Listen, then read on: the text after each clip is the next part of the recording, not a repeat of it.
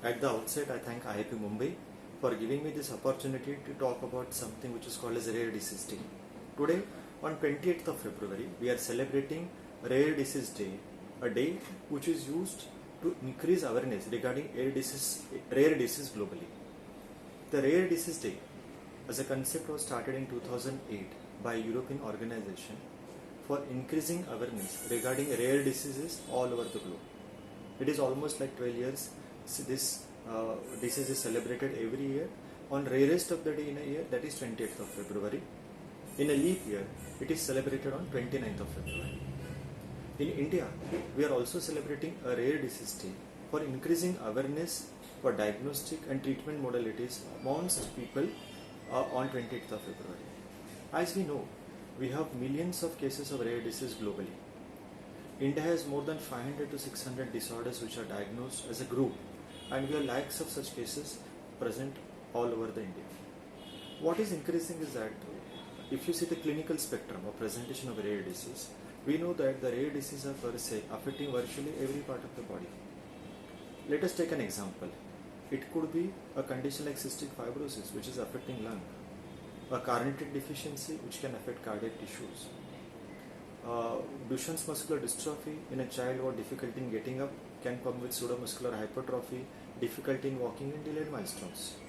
A child can present to us with almost loss of smell, taste and sensation and ectodermal dysplasia.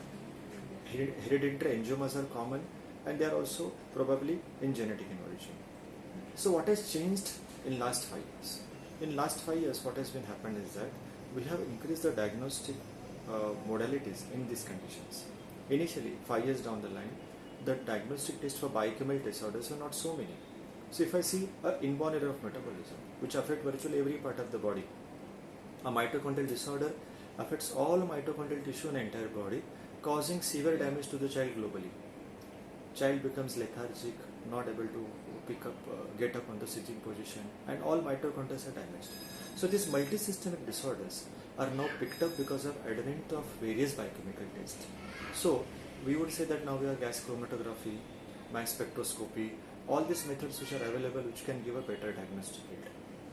Look at a test which is used for diagnosing chromosomal disorders. Initially, the tests were limited to only karyotyping, but today we have various panels like NGS, whole exome studies, clinical exome studies, and microarray. A situation almost 10 years down the line, for diagnosing a case of genetic disorder, we would have to export the sample, transport the sample abroad for expecting the reports. It would take at least 2 to 3 months. But today, we have all the investigations available to us. The turnaround time has changed dramatically.